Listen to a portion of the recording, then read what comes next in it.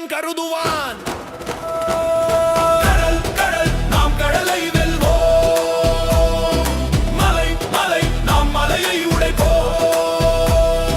கடல் கடல் நாம் கடலை வெல்வோம், மலை மலை நாம் மலையை உடைப்போம்.